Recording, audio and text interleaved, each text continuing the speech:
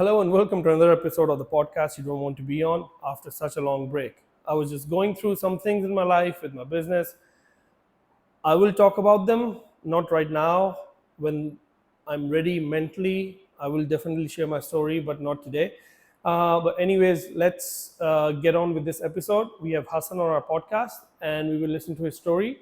And one more thing I want to mention here, this was the second time I did this podcast online, so there were some technical difficulties. The video quality from my side was not very good, so please bear with me. Audio is okay, just the video. And I'll make sure that the next online podcast will not have these kind of problems. So let's go and listen to Hassan's story.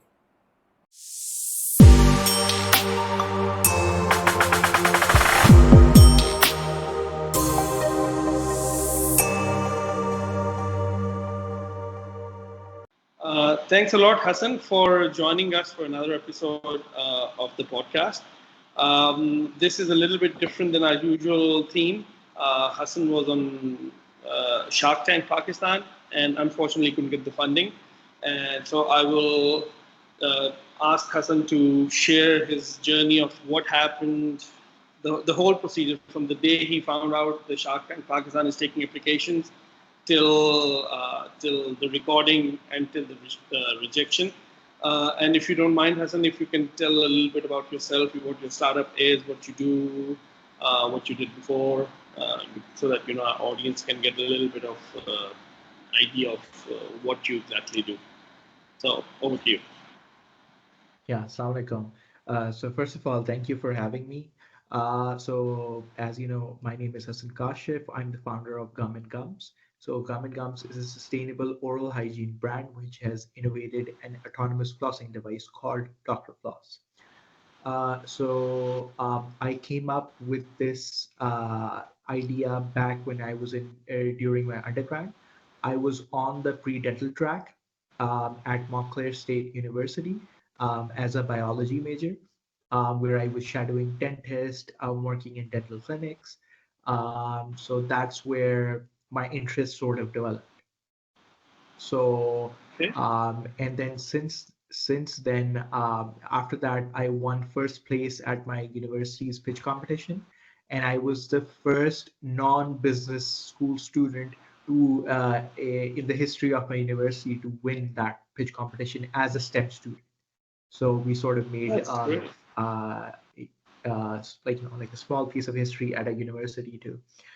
And then we went on to winning multiple brands and pitch competitions in the state as well. So I was representing my university at the state level, where I won second place, just behind a Princeton startup, which was way ahead of us because they had already launched and they had sales as well. Mm-hmm. Yeah, and then we've received like best innovation idea awards as well in the US. We have a provisional patent which is going to be converted into a final patent soon. So And yeah, this all these pitching competitions you won, it was the exactly same idea what you're working on now, or maybe you yeah, yeah, yeah, pivoted a bit, or yeah. exactly the same.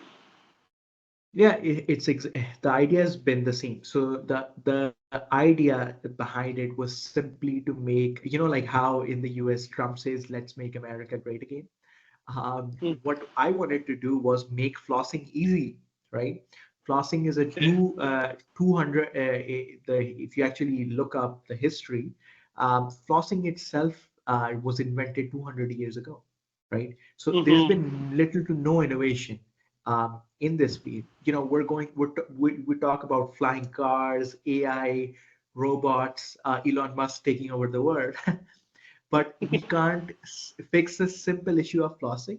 We're still using a Mm-hmm. piece of thread. Yeah. So I was never a fan of flossing. Um, so I wanted to make it easy and simple. And here's what people don't realize. Hmm. What uh, People just think about like the everyday average user, right? But there's a massively untapped market.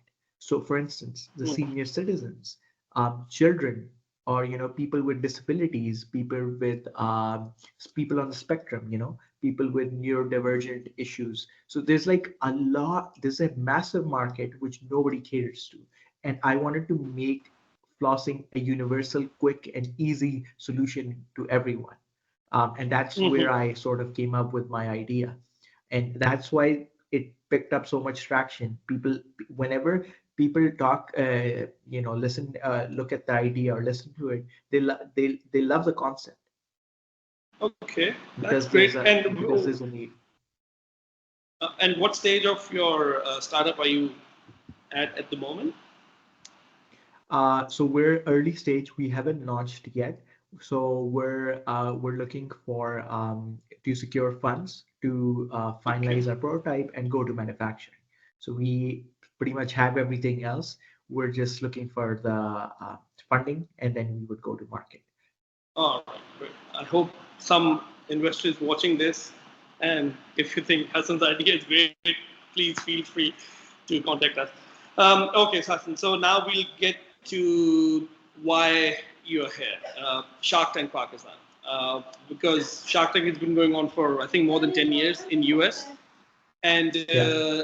now and I think India started 3 years ago, if I'm not wrong, Hmm. and Yeah. now this is the first time in Pakistan. So, uh, when did you find out that Shark Tank Pakistan is taking applications? What was the application procedure? And if you can take us through the whole journey. Yeah, so it's quite interesting. So I've been in the startup ecosystem since 2020 in the US, right?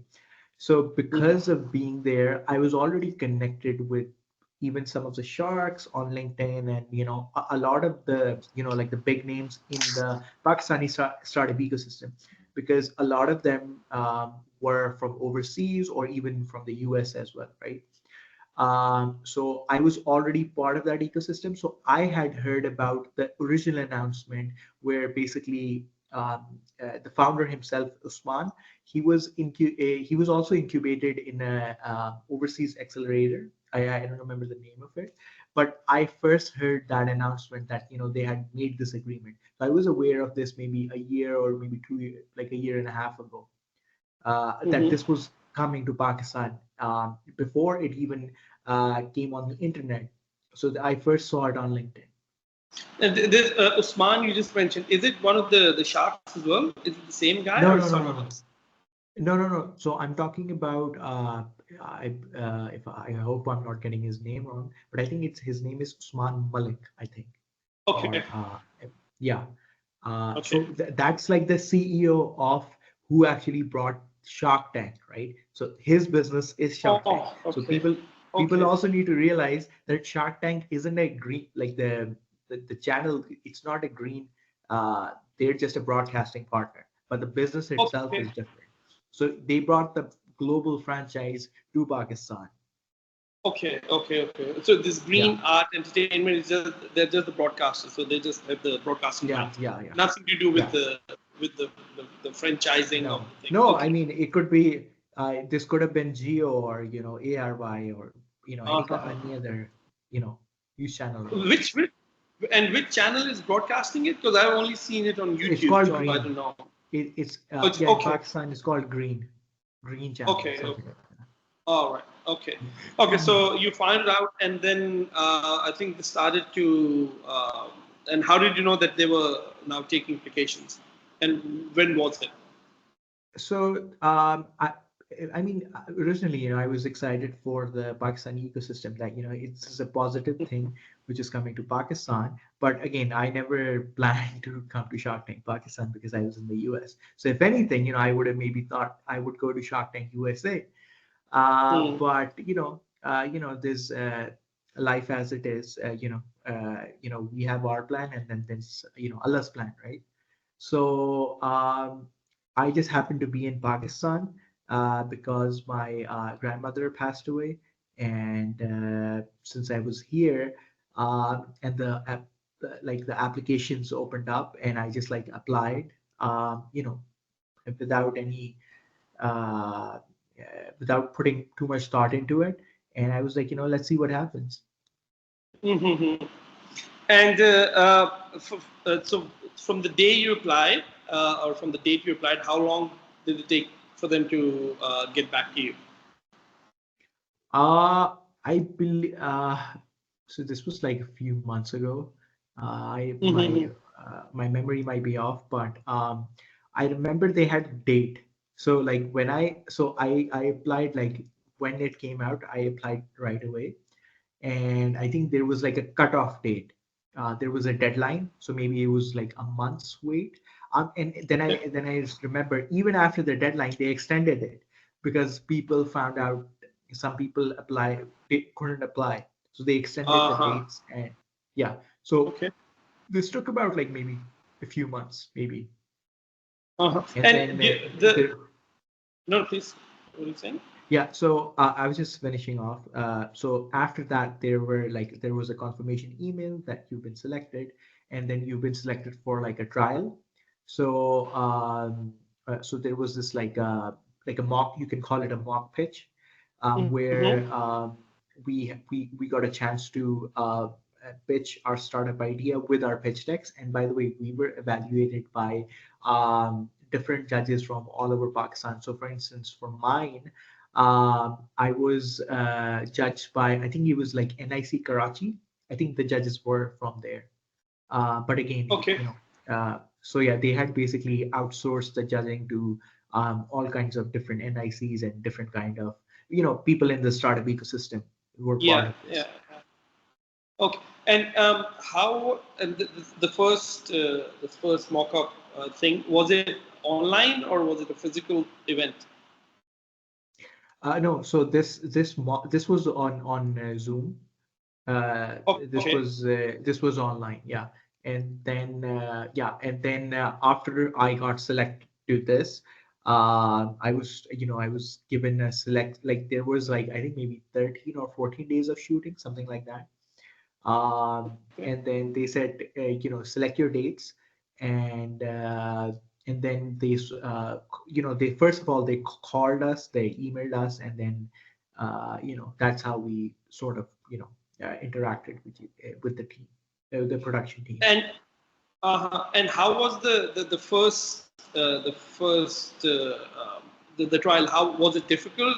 Like, did they ask a lot of difficult questions? And No, like, not. if you compare it to the actual recording or actual shots. And the other question I have in mind is, since your startup is not based in Pakistan, you're a US based startup. Was that a matter of concern for these guys, or they didn't even ask you that? uh So, okay, so that's an interesting question, right? Because I remember when I read the fine print, it didn't clearly state if I could or I couldn't. So I was unsure to begin with. So that's why, Mm-hmm. I didn't really put too much thought, or I had any expectations. I was like, okay, I'll just apply. It'll take maybe, like a couple of minutes, and I just applied. It was easy for me because I already had all the documents, right?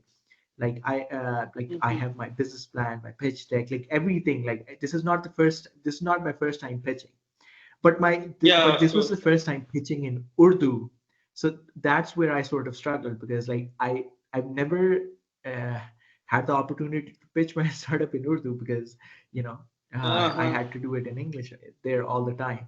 So Yeah.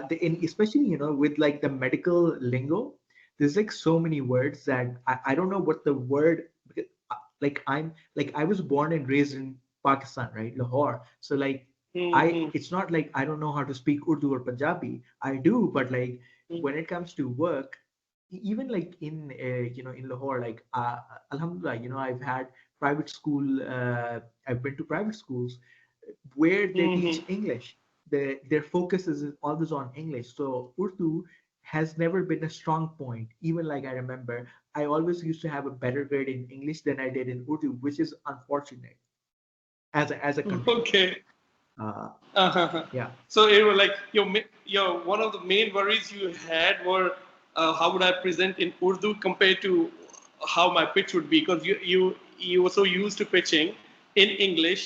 So pitching was not an issue. It was just the language barrier you would come into, which you never Yeah, thought yeah. of, It, like when you were going in, right? no, I did, but I didn't think it would be such a big problem. So this obviously didn't make the final cut, but the sharks literally stopped me a few times, and they were like, "Listen, the our target audience is Urdu speaking people. So you need to speak. So like you can, the pitch can be bilingual, but try to use more Urdu." So they had to stop me a few times. So and Okay. then but yeah, so that was like a funny moment there. But Oh, yeah, that's yeah, that's some like that's an angle I could never think of that. The language barrier could be a problem for the contestant. So okay, so you got selected. You were happy. You were like, "Yay! I'm going to be on TV. I'm going to be pitching in front of the Sharks." I, Um, more yeah, than happy, it was kind of scary. It was yeah, yeah. it's Because you because you'll be in a studio with a million cameras. Not everyone is comfortable, uh, and even like from Shark Tank USA, I've seen some really good entrepreneurs who came on board, really good businesses, but they couldn't pitch. Like they lacked that confidence. They were sweaty, they were nervous, they couldn't speak.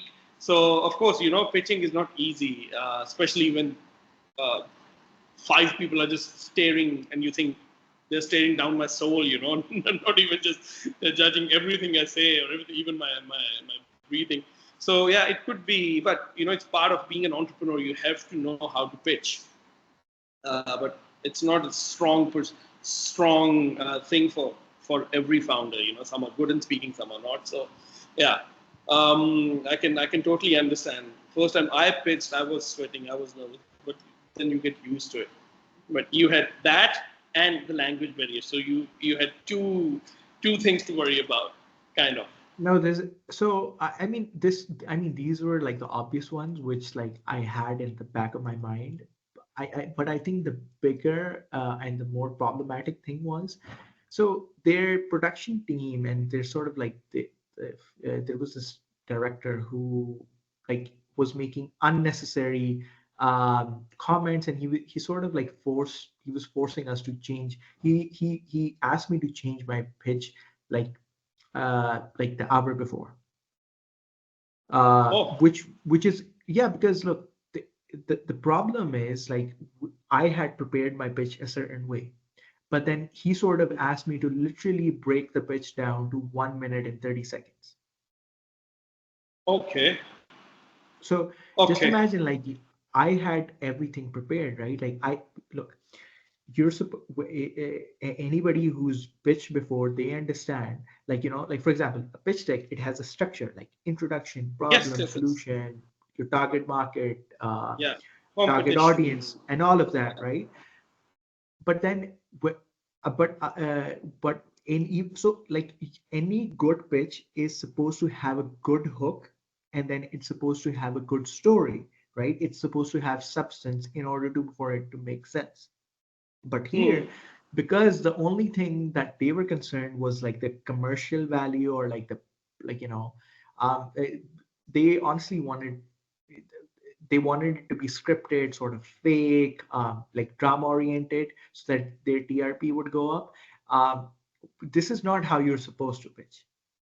Uh, Is this it, so? There's okay. I have a lot of questions about this because first yeah, time I'm also getting behind the scenes thing of Shark Tank, which I would assume it's the same all over the world because since it's a franchise, so the format would be, if not 100% same, it would be very very similar. So you said okay, before we come to the actual pitching. So after you were selected, they gave you a date of the recording, and I think it was recorded in Karachi, if I'm not wrong. yeah. So, So so did they fly you in, or you had to yeah, fly they yourself? Like, was it Yeah, so they flew us in. So okay? I'm based in, so I flew from Lahore to Karachi. And then they also had booked a very, so they had like sort of like a mini bus pick all of the people that were flying into Karachi from different places. Okay, And from there, I remember then they took us to this very uh, like they also like had the like they said hotel, but it was honestly like a very bad motel. Like you can't even call it a Okay. motel. Like the yeah. So it was it's very dirty. So yeah. Okay. And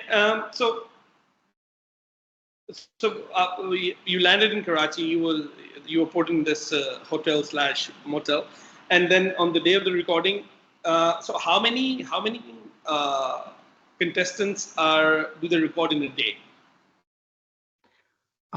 So if I'm not wrong, maybe they were like I think maybe close to 10 people.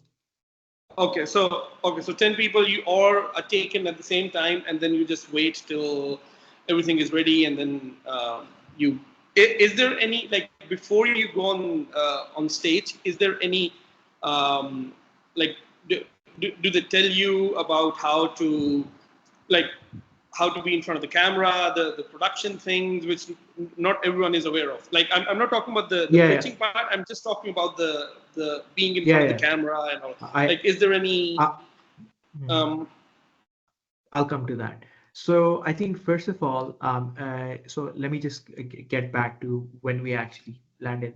So on the first day, they called us to their production house where on the set, they basically so by the way, we had sent our prototypes 10 days earlier to them. mhm, So they wanted to have a meeting regarding how do you want us to present your product. So I told them, like my product is simply needs like a bathroom set, right, where you can like display this product in a bathroom shelf. That's all I wanted, mhm, with a mirror and like a shelf and like a cabinet, and basic stuff. So they told me, yeah, we're gonna do that. No worries. I showed them the prototype. And then by the way, this is where everything, after this, everything went wrong with the prototype. We can come back to this later. yeah. But and then the following day, I before I left, I told them that since I have to I have a flight the following day in the evening. So if I can pitch first and then I can get out, because Karachi's traffic is horrendous. I was literally on the Mhm. first day, I was stuck there for 3 hours, like just it was just choked. And I was like, imagine if this happens tomorrow, like I'm gonna miss my flight. So they were like, yeah, no Mhm. worries, just come in the morning like at like 8:30, and then you're gonna be the first one to pitch and we'll just get you out of there. So the irony is, I couldn't, by the way, I couldn't even get, honestly, I couldn't get too much sleep the night off. And then the following morning, like at 8 o'clock, I was there on the set. Most of their team wasn't there. None of the judges were there, and ironically, uh, the some of their crew members, they thought I was a shark because I was like there first thing in the morning. They took me to the judges' room, the sharks' room, and I was like, You could have wow. just played along, So man. I know. No, but then before I Yeah, didn't want to get in trouble. So then I just yeah. called up someone in the production team and I was like, guys, where are you? And then I just sort of, like, went to the correct room. Mhm, But mhm. the point is, from like 8 a.m. Uh, the pitch actually started around 2 or 3 p.m. So just imagine how, like, there was like no punctuality, like uh, yeah, they had this excuse that this is the first day. But I mean, like, supposedly they had hired professionals, but uh, I don't know, hopefully maybe it was actually the first day, but I'm hoping that this is something that does not continue going forward, hopefully in Mhm. season 2. I don't know if Yeah, other because people face the same problem. it's in kind of in their defense, it was the first time that they were doing something like that. So I'm sure there would be a lot of fuck ups. But yeah, but starting from 8 till pitching not till 3 p.m. That's like 7 hours Yeah, it's of. an Uh, exactly. I was under the impression that they start like at 9 a.m. and they go the whole day till dinner, and then they call it a day. Because from what I know, the pitch goes on for more than an hour or sometimes even longer, right? Yeah, so when I remember when I initially went onto the pitch, it took me, I think, like just like 40-45 minutes was just literally me pitching to the Sharks, and then like if you add everything else up, it was over an hour for sure. Yeah. Okay. Okay. All right. So Okay. let's get a little bit back. So you had sent your prototype, and there was an incident with your demo unit, which I saw on LinkedIn. So if you want to share that story. Yeah. Yeah. So like I said, when I first landed in Karachi, I had the meeting of how I wanted my product to be presented on in terms of the demo, on camera, and everything else, right? On the set. So they said, yeah, it was going to be possible, and then so the packing, I opened it. There were like 7 or 8 people in that room with one of the directors. I opened, showed them the prototype, showed them how it's gonna work. I told them, it's a water-based product, so we're gonna require water, and I told them, everything. Then after having that meeting in front of them, I put it in the box, put the tape again with everything, and handed it over to them. And they said, yeah, everything's gonna be ready. The next morning when I come, so first of all, they couldn't even deliver on their promise of the set. Like, there was no mirror. They literally, the only thing they could get was just like that what is that called? The bathroom shelf. So Mm-hmm. just like a hard top. They just had that. But other than that, they didn't have anything else. Um, and when I told them to put water, they said, no, we can't put water. It's going to be a mess and all of that. And I was like, look, my product wouldn't function without it. Like, it's like a Mm-hmm. basic thing that you need to provide. And literally what they did was they sort of put just few bottles behind. So which was again annoying, because then imagine when I called over the Sharks, I had to pour like from water bottles to pour the water in. Instead, it should have already been in my product. Um, Mm-hmm. and then, by the way, okay, so let me go back. But So you want ask them for running water, right?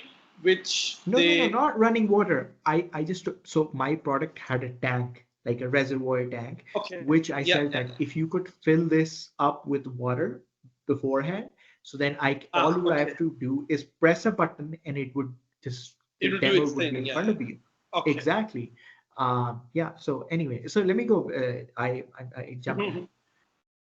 So initially, by the way, so remember the timeline. 8 a.m. I get to the set, and Yeah. then jump to 3 p.m. Right, like just like 15 minutes before my pitch, um, when they take me to the set, there's this guy from the production team. He had my prototype in his hands, and it was like broken into pieces. And he's like, "Are you gonna? Why is it?" And I was in like shock. I was like, how did you guys break this?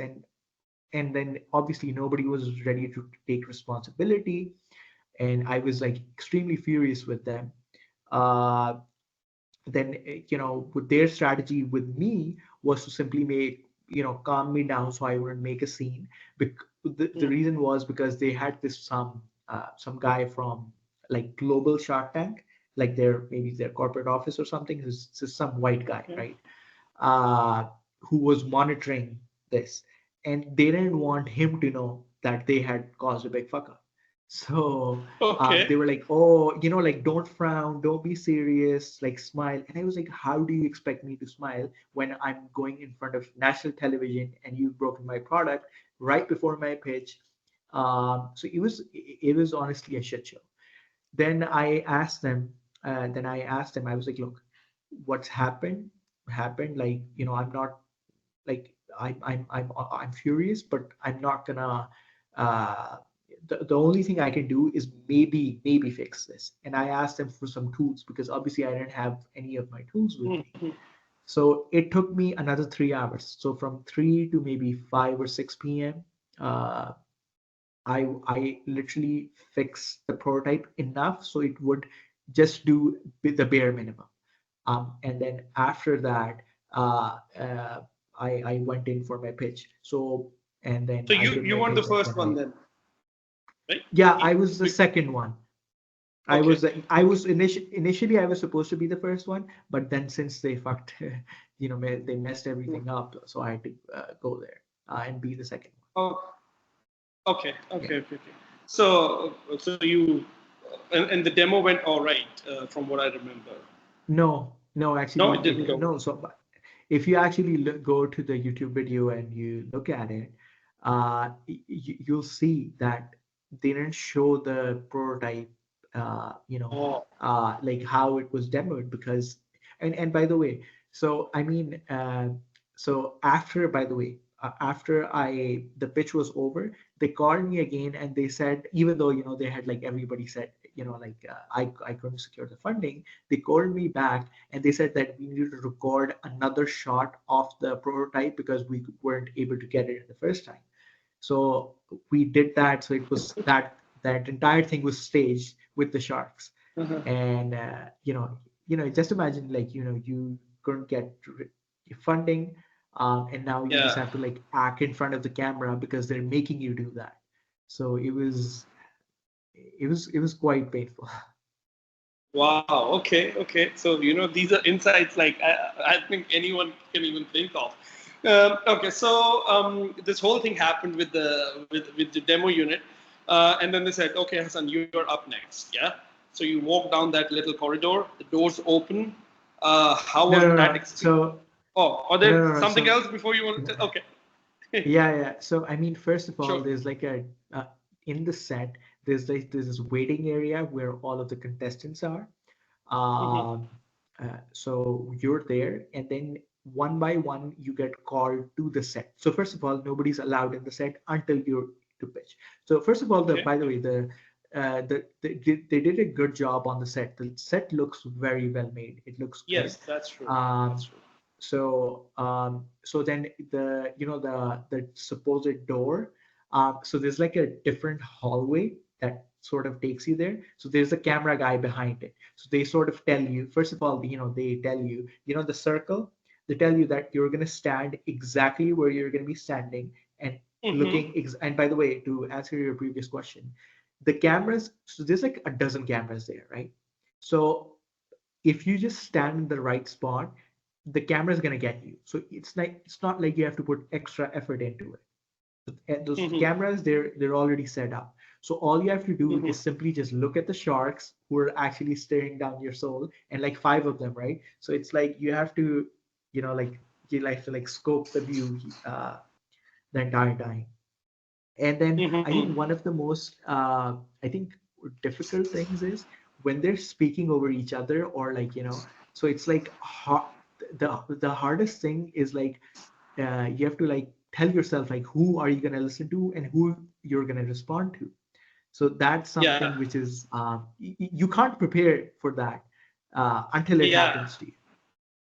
Yeah, because from what I remember, like Shark Tank US, if sometimes in some pitches they didn't like that the contestant was not looking at them; they were looking at the other shark, and like I was trying to talk to you, but you're looking at the other one. I'm out. And then you say, "What the fuck?" I'm just answering a question, So yeah, I can, and because they're sitting so far apart that you can't even look in the general direction. If you're looking, you have to look at the second one. You have to turn your head that way, right? Yeah, and that's how I mean, that's how they get their clickbait for their pictures, or they do Ah, that editing. So that's how they make it sort of like dramatizing and interesting as well. So like a lot of the meme pictures, that's how you get those because you're like so in the trailer or in the video, like the way that they presented it was like it when you look at that picture, you might think like, oh, like I'm shocked, I don't know what to say. But what it really mm-hmm. was I was just trying to think like, who am I going to respond to first and which question. Okay. So like you're about to say something and then somebody interrupts you, and you're like just like you have that, usually you just pause for a second.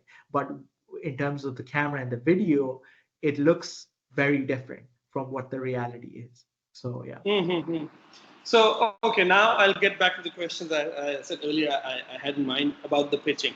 So you said you had prepared your pitch in a certain, every pitch has a certain order, yourself and the problem, solution, whatever, Yeah. the whole shebang. So, and then you were asked to reduce it to a minute 30 seconds. That's like an elevator pitch, right? Let Uh, Yeah, and yeah, and that's what they wanted. And they were like, look, you're just gonna tell who you are, tell what your product is and what you're asked. And I was like, that's the most horrendous thing I've heard. That is not a pitch. And he's like, no, yeah. this is how it's gonna be. And then I literally had to make a new one, um, uh, just on the spot. Um, so But yeah. was it just in your case, or is that, or they I'm go by, it's a different approach for I'm everyone? so What do you think? I'm not sure, right? Because I was like the first one who was getting prepped, and then after then they broke my prototype, so I was in the back room trying to fix it, so I wasn't able to see what other people were doing. Then after then I was the second one to go and pitch, and then right after that I left, because I had a flight to catch, so I wasn't really able to see other people how they were doing. But what I think I noticed in some of the pitches is I don't think they actually listen to their director. If he's still doing that with other people, and my honest advice to everybody is don't listen to them. Don't listen to their direction team. Like like their perspective is coming from a media channel, Yes, but exactly. Yeah. they have no idea how a pitch is supposed to be or what the business, like even they were giving advices, like my original ask was different to what I asked them, right?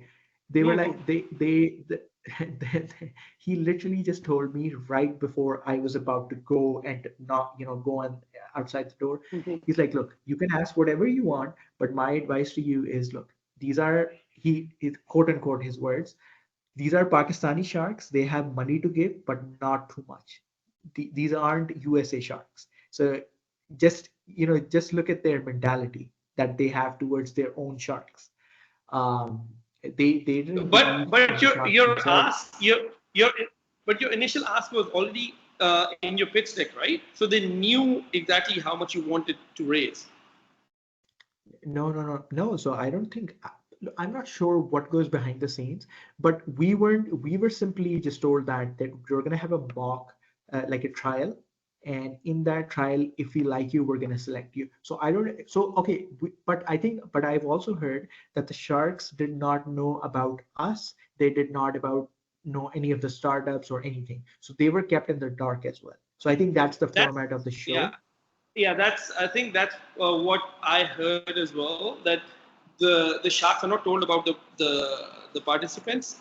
They, after every pitch, they go in the judges' room, and while the production team, they prep the next one. Because if you have a demo Yeah. of the whole set, so once they, and when the sharks come back, sit down in their chairs, only then they see the product. So if it's very obvious, if someone is selling snacks or whatever, only then they find out.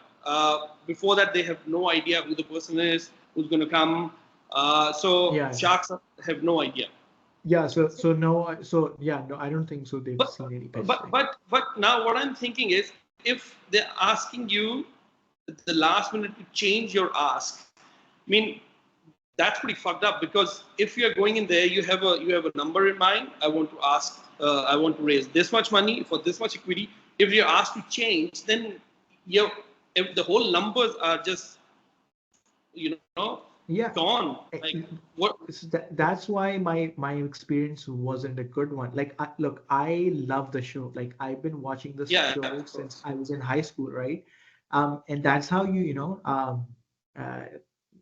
it was like honestly like a amazing opportunity to be there. But honestly, they Mm-hmm. sort of like ruined the show because of the lived Okay. experience. But again, like I still don't Okay. discourage people from going to the show, but I think they should go with like realistic expectations. Yeah. Yeah, I mean, yeah. and Again, I want to make one thing very clear that we are not here to take a big shit on Shark Tank or Shark Tank Pakistan or the whole thing. It's a great idea. People have gotten a lot of money all over the world. It's just the experience you had and what goes behind the scenes, what an yeah, average person watching any Shark Tank episode doesn't know or doesn't see. So nothing against Shark Tank. It's a great initiative absolutely. for the startup ecosystem that you can at least pitch and hopefully get some investment. Okay, now we'll Yeah, go. Now we'll go to yeah. yeah. No, yeah. Sir, you're saying? Yeah, so I just think they just need to work on their like their user experience better, right? And I Yeah. think they just need to It's execute first it time in for a them more also. empathetic Yeah. way. For sure, yeah, I Yeah. get that, but it's like, if it was like a local show, I would understand, but this is a global franchise, right? The, Yeah. so that's why they need to just like improve and do a better job. Yeah, and I bet not everyone had a bad experience. People who got investment, the guys who raised almost $5 million, or Yeah, Saraf or something. Yeah, I mean, yeah, their story would be completely different, right? So yeah. I hope so. it's I hope so. yeah, yeah. We'll come to that as well. What the commitment and the actual investment. So once you're standing in front of the sharks, how nervous were you on a scale of 1 to 10? Uh, Uh, like I obviously, like there are nerves that like every time you pitch, there are always going to be nerves, but that's not a bad thing to have. It just Yeah. means that you're ready for the action. You're prepared. But it's just like the only thing different was that like when you enter that door, there's a cameraman behind you, right? So that walk is sort of, obviously it's scripted, right? So it's like Yeah. you're walking at a certain speed in a certain manner. You're supposed to like be smiling, and you're tense. It's not natural. Yeah. And then you're and then you're in a circle where like five sharks are like staring down your soul, and then back of your head it's like, oh, if it goes well, alhamdulillah. If it doesn't, still alhamdulillah. But you're gonna take a L on national television. Like your wins Yeah. are public, but then if you're like your losses, if they're private, you can deal with them. But then if they're like in such a manner, then you have to also deal with the repercussions afterwards as well. From Yeah. like starting with friends, family, to strangers, and then it's something that like nobody prepares you. Yeah. Yeah. And so the how was the pitching experience for the sharks? And okay, I have a few questions, like a few questions about the sharks themselves. But how was the what you pitched for 1.5 minutes? Was it all in the final cut of the video, or was it again No, no, no, no. shortened? So no. So as soon as you enter, like so by the way, I did mess up like for the first time. I sort of I said Salaam alaikum, Okay. and then my mind went blank. And I don't know, because like the lights and the cameras, and it got the moment got to me. So then credit to the sharks, they said like, okay, take a deep breath, start again. So after that, when I did start again, then I just did my 1 minute 30-second pitch, and right after that, the questions started pouring in, and like back to back for like the next like 40-45 minutes. There were like questions, and like a back and forth. And are there any retakes as well um, during No, the pit? no, no, No retakes. no, no. It's only the first time, because like the first time, I just like my mind, my I had a brain fart, so I couldn't like say anything Yeah, because the it's moment it very got to me. overwhelming as well, right? It's very overwhelming uh, for anyone, as we said, presenting in so many cameras, lights, and in front of people. So of course, not I would say 60-70% would entrepreneurs would like deer in the headlights, like what the fuck, where am I? So probably they Yeah, will give a chance. Okay, you start again. yeah, Rather than yeah. Yeah, so that did happen to me when I initially walked in, but then after that, like I just like recollected myself, and then after that, it was easy. It was simple. But then, but then they had to interrupt me a few times because they were like, "Tell this in Urdu," because Oh, so okay. So so okay, you had to. yeah, Uh-huh. And yeah. so you said the questioning lasts for 45 minutes. Yeah, because it's like, they ask you something, you give a reply, then there's another question from somebody else. Because, it's like dealing with five people. So yeah, I mean, when you're standing there, you're just like too focused on like the pitch itself or like the question and answering. Um, but then by the end of like almost like the 40-minute mark, like you do feel, because you're standing there for a while, and and then Yeah. obviously I was I was on the set since 8 a.m, so there was a little bit of fatigue as well, and I couldn't get good sleep the night before as well. So Hmm. like there's nervousness, and then there's plus you're just tired, you just want to get go Yeah, home. yeah, yeah.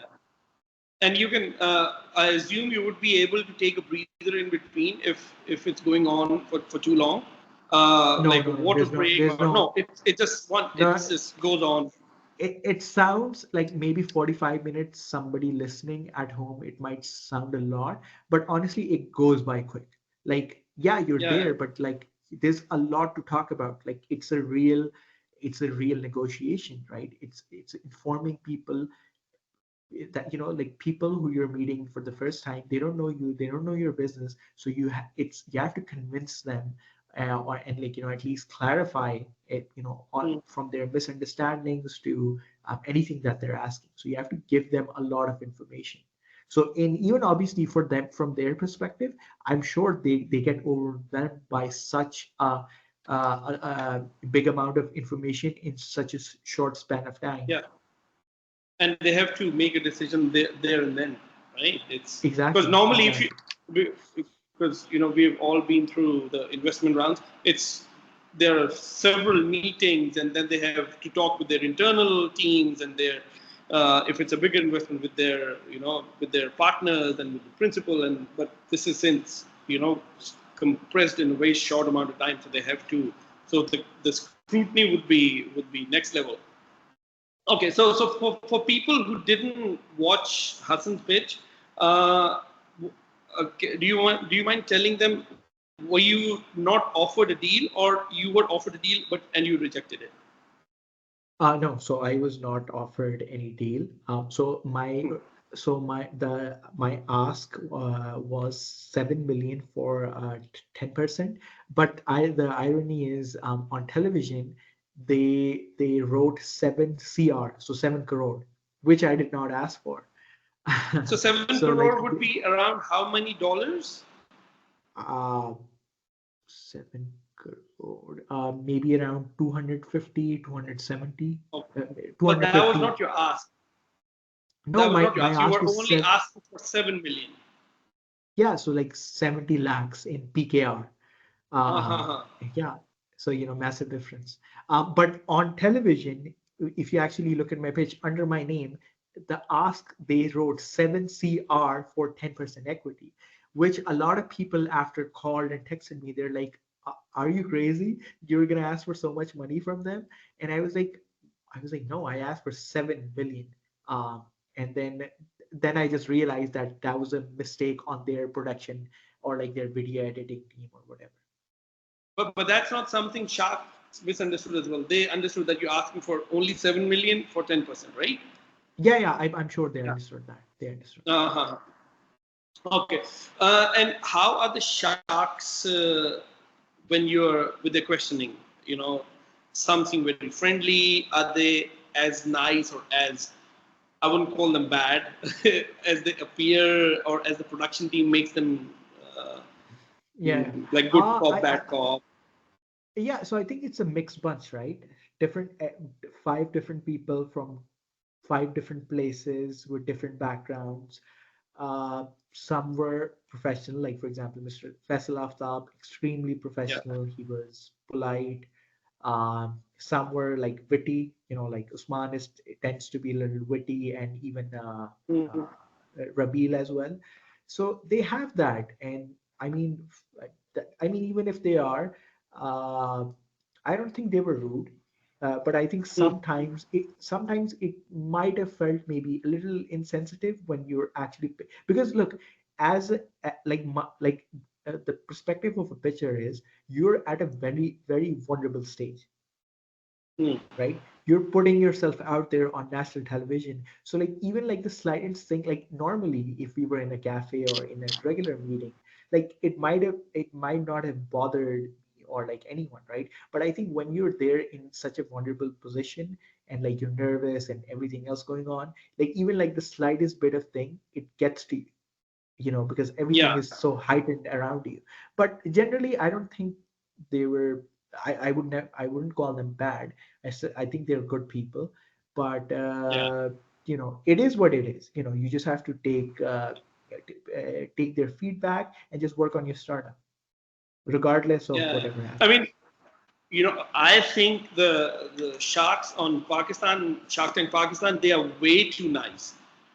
They're like, the, if I compare them with Shark Tank US, oh my God! I mean, the I difference. mean, this is just the first season yet. Let's see. Yeah, Going probably, yeah. going. Because for most of Yeah, them, it's first, appearing on a show as well, yeah, so they're not. But even if you compare them with Shark Tank India, I think these the sharks on Pakistan Shark Tank, they're very gentle, and they're very, from what I saw, they're very they try to make it as polite, even their refusals, as they can, yeah, unless you even I don't know if you yeah. saw I that think. uncle who, Yeah, yeah. The yeah, viral who one. came Yeah. with yeah, that's yeah. I mean, with him, imagine if that guy was on Shark Tank US asking for that much money in dollar terms, with that much valuation, with the revenue he's coming, they would have ripped him a new asshole. But they were way too gentle with that guy.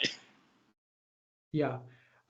Yeah, I mean, like Mr. Junaid Iqbal, like extremely. I think he's like the most favorite shark. Yeah. Most people, because I think people connect with him, because I think he's like the most authentic shark in terms of his actual journey. Because like he's someone who's made in Pakistan, right? Like his entire career, and whatever he's done, like from uh, his like early days to like Yes. career, all the work. So I think the way he connects with not only the pitch contestants but also the audience, I think that's something which should be applauded for sure. Yeah, yeah, for sure. And I think he's probably the only one who has completed this whole journey. Started from being an entrepreneur, then making it, and then being an investor. Faisal, I think he's been an investor throughout his career. I could be wrong, but from what I Yeah, know, right? so yeah, so I mean, Mr. Faisal and Mr. Rabil, both of them have their own VC firms. Yes. So they don't necessarily have like a entrepreneurial, like they're like in a traditional sense. Like they haven't Yeah. like built a business from scratch and then scaled it and then exited, right? Because that's what you expect a traditional shark to be. Exactly. Um, Yeah. But right. there's a lack of these people in the country, right? How Definitely. many entrepreneurs there are who have made it and now have become investors? I don't think there's a lack of them. I just think we just haven't like they're not in the spotlight. I think as this For season obvious progress, reasons. For I obvious mean, yeah, reasons. I mean, I'm sure you've heard of the FBR thing going on right Yes, now, yes, yes. which is And it's becoming crazy. hotter and hotter these days, which is crazy. Yeah. they're getting. So Yeah. that's what people are saying. Oh, so FBR they're the real sharks. So FBR is the Federal Board of Revenue, the IRS of the country. So people who Yeah. don't know, I just want to tell a bit. So apparently, the startups who have been coming and pitching on Shark Tank Pakistan, they have started to receive notices from the tax man saying that, oh, you didn't pay or you evaded tax. So now people are saying, what the fuck? This has never happened before. That they didn't get investment. Now they're getting screwed by the tax department. But if you're evading taxes, then there are consequences. So of course, if you're coming there asking for millions and millions, and your revenues are in hundreds of millions, and when FBR sees the record, like, huh, these guys have paid 3,000 rupees or whatever, even 30,000 rupees last year, and now they're bragging about their business. So where is the? So yeah, that's that's a very interesting angle. Let's see how it unfolds in the future. I don't think any other Shark Tank has faced that issue. And yeah, coming back to Shark. So there is Usman, who is, I think, he, he, his businesses are based in US, and he runs like some fuck tons of petrol stations or some other businesses, right? And it's Yeah. Yeah. So inherited business, or he's uh, self-made. But I don't know I I'm don't know I'm who not that guy I'm is. not I'm not too sure about like if he comes from money or not. But yeah, I just know that he's based in Texas. That's where his Mhm. company is, and then he has a lot of different businesses and different investments. So yeah, I mean, yeah, he's a shark for a reason because he has that Yeah, capital, but there's not a lot of public knowledge about him. yeah. Yeah, like before And the and show, I don't think Romana, anybody knew him. yeah. I mean, a lot of people didn't know. Even Romana is someone I don't think people know a lot of. She's based in Dubai, I think, I think maybe Abu Dhabi or like somewhere in the UAE somewhere. That's what I and heard she's from about. England, right? Yeah, she's from yeah. I think in one of the pitches she said that her dad's from UK. So yeah, Yeah. Okay, yeah. And I've seen two more sharks. There's another guy. I don't know. I forgot his name. And then there's uh, another uh, girl, yeah. So Alina. it's Mr. Kareem Daly. Um, uh, he comes from a business family, so he runs like a Mhm. multinational in Pakistan. Uh, don't know much about him other than the company he runs. And Miss Alina, she's like the most interesting one. She was not on the panel when I pitched, but so here's what I know about her. So I first found out Alina from this podcast. It's called Thought Behind Things, hosted Mhm. by Muzammil Hassan. She was on his podcast. So she this January she raised a few $1 million for her own startup, and now she's a shark in Shark Tank Pakistan. So she's a founder and also a shark at the same time. Um, Hello, Yeah, yeah. sorry, Can you you hear just me? froze it. Yeah, it just froze for a second.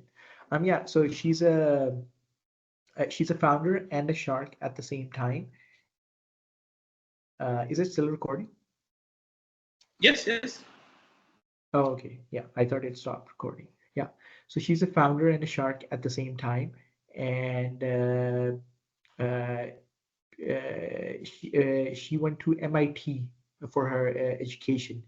So she Mhm. has a bit of I think, like a investing background, because I think she maybe worked at NYU, if my memory serves me right. So Mhm. she's the most interesting one. Okay. Oh, yeah. I think the two new sharks. They've been just, I think, last couple of episodes. They're not in every pitch or in every episode. Yeah, her and she's I think her office is in Lahore. Okay, okay. Yeah. Okay, so unfortunately, you couldn't raise or even get an offer. So so what happens after the, let's say if you were successful, or I'm sure they tell you a little bit about what happens if you get a check. Uh, of course, there's going to be due diligence. Their team's going to, check what if you're legit or you're just telling stories. Do they brief you before the pitch that after if you get an investment, the No, the no, time, no. nothing? There was no brief. They were like, I just think they just leave it up to the sharks. So yeah, so I'm not sure if I had gotten a check, then what would have been the procedure. But I'm sure like Mm. there's due diligence afterwards. Yeah, I'm sure they set up meetings and they go through that process. yeah, yeah. And it's so recently I found out, or I don't know how true it is. Maybe it is, maybe it's not. But yeah, so disclaimer: please don't mark my word for it. So apparently, for Shark Tank India in 2023, they made 116 commitments to invest, but they only closed one deal. Wow. Interesting. So that's bad, right? I mean, in 2022 it was much better than this, but 116 commitments and one closure, it's just insane.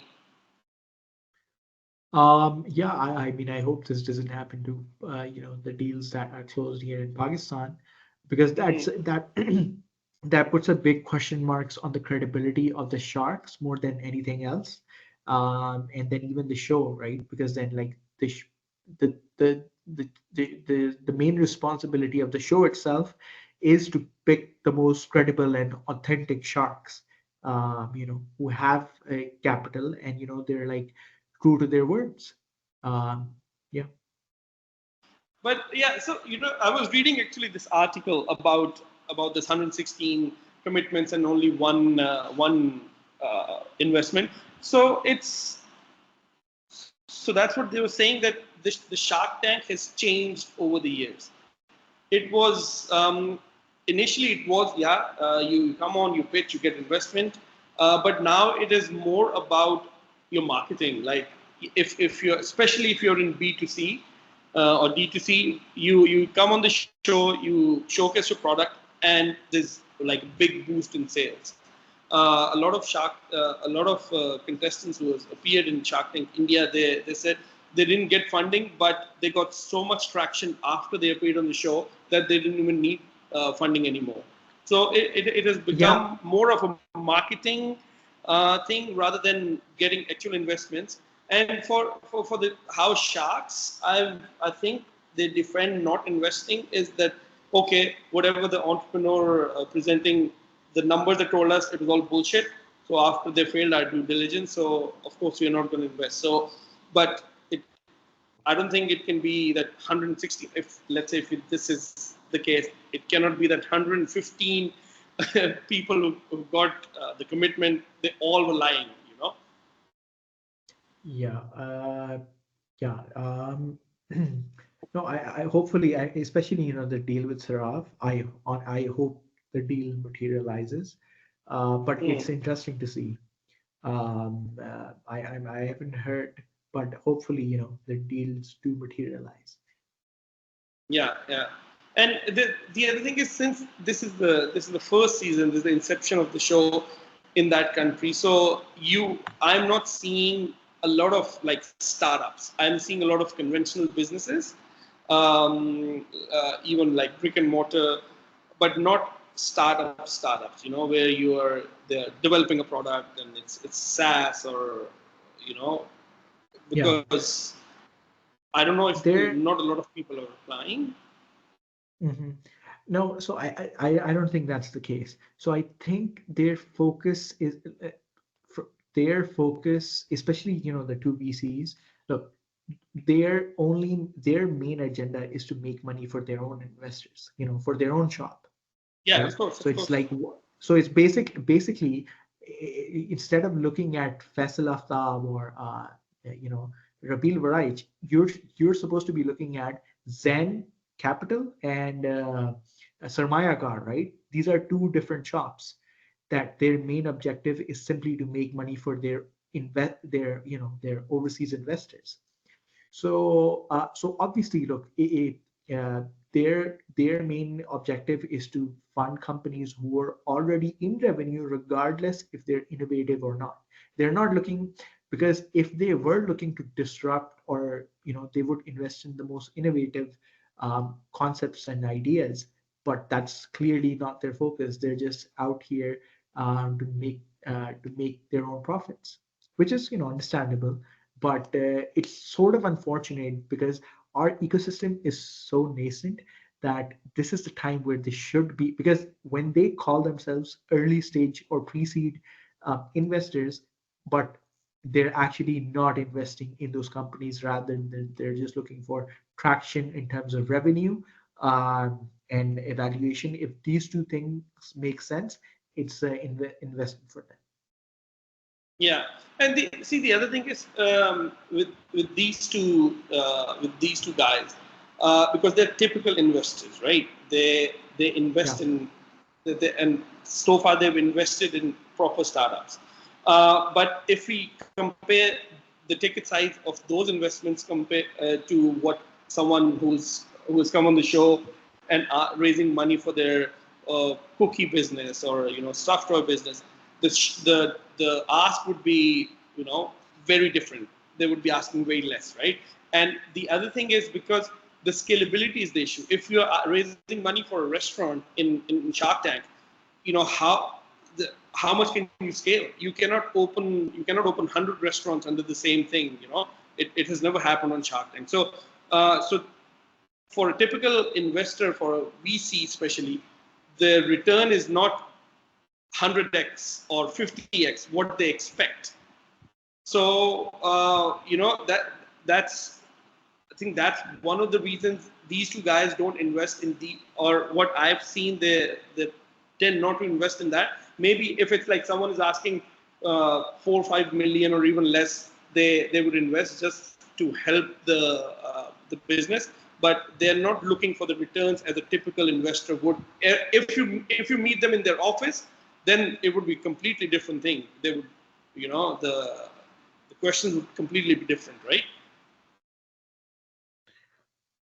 Yeah, I mean, I've heard that Mr. Abil, if you meet him in person, he's a very different guy than what he appears to be on the show. Okay. So I mean, yeah. So I mean, maybe on camera, people act Yeah. differently, but I think, well, obviously, I think like in the real world, expectations are different compared to on like a TV. And again, this is, at the end of the day, it's a show for entertainment, right? Yes, yes. With Which just it has like become. a mix of business. Yeah.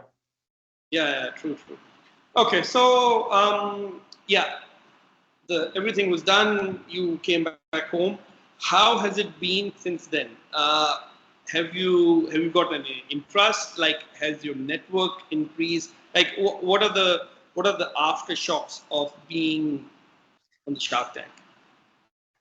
I mean, first of all, I had to deal with it like mentally, like getting rejected is not easy. You have to take, uh,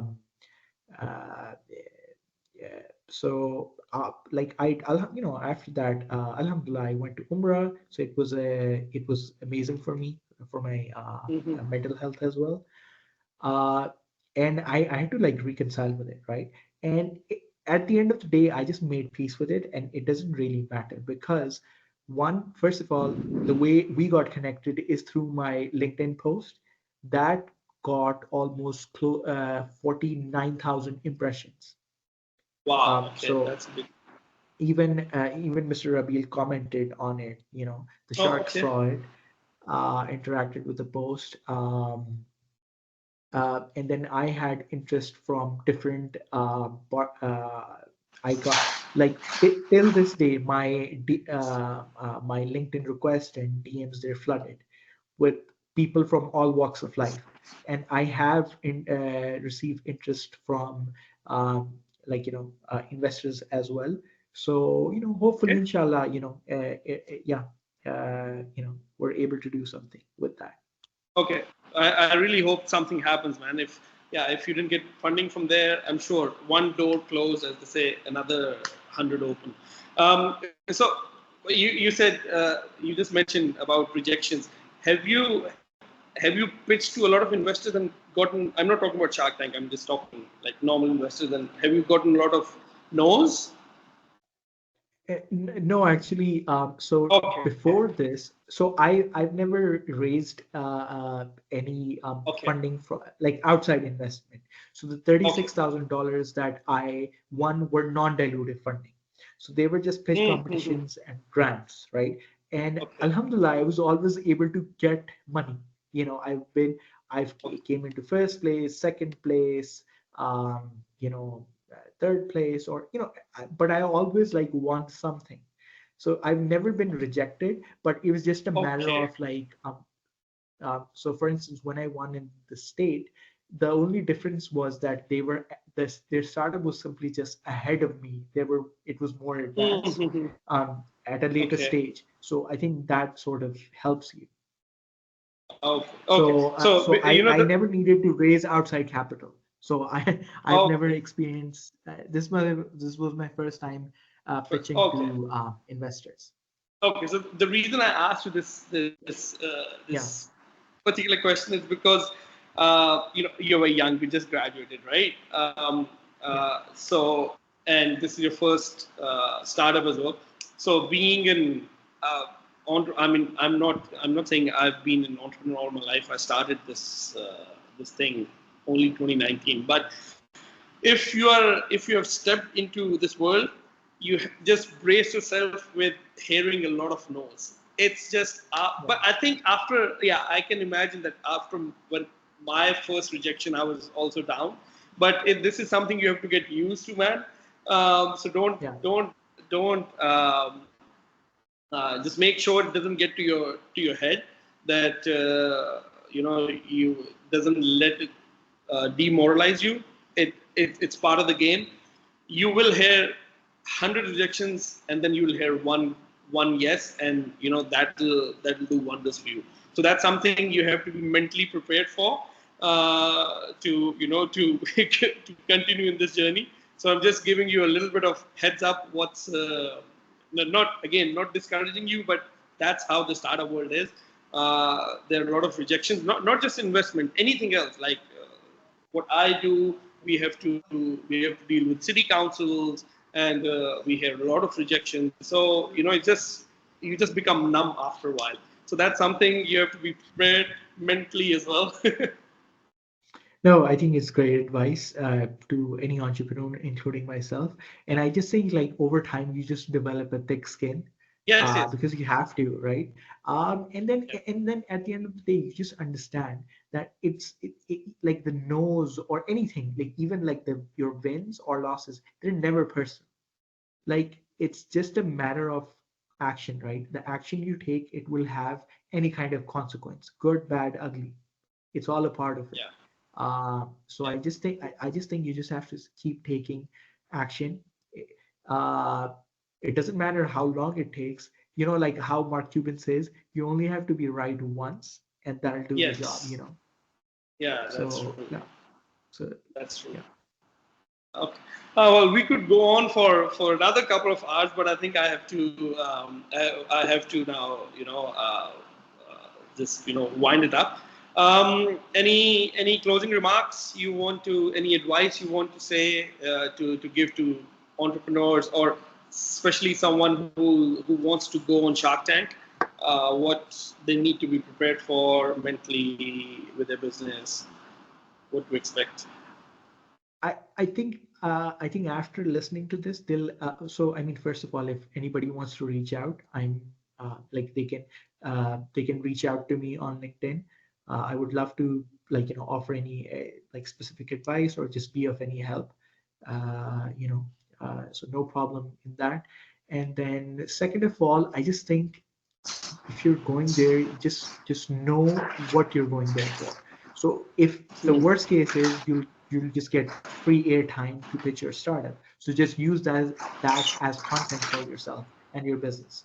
And then secondly, just know what the reality is, right? The traction that the investors they're looking for, as you've already seen in these episodes.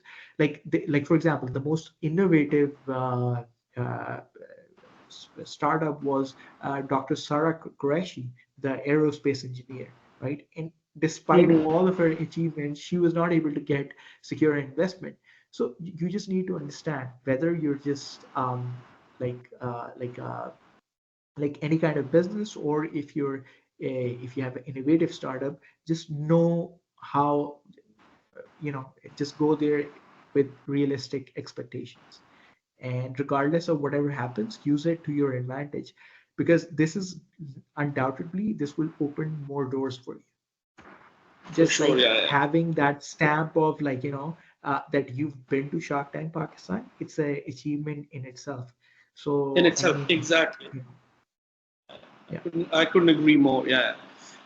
Yeah, that's some really good advice for new and seasoned entrepreneurs who want to go on Shark Tank, or in general. And I wish you all the best for your startup. And once again, I just want to say that the reason to do this episode was not to talk shit about Shark Tank Pakistan, or the sharks themselves. I think it's a great initiative. These guys are doing a phenomenal job, the sharks, by taking that leap of faith and investing. Even though some of the investments they have committed to, it's not a typical startup investment. It's just they're doing it to help the entrepreneurs. Hats off to all of the sharks who have even invested 1,000 rupees in anyone to help them. And I hope it continues for years and years to come. And yeah, all the best to everyone who wants to go into the show. And I hope they all get funding. They won't, but that's what we hope for. And all the best to you, Hassan. And thanks a lot for taking time out and sharing your story with us. Yes, thank you very much for having me. Okay. Okay. Have a great day. And yeah, talk to you offline.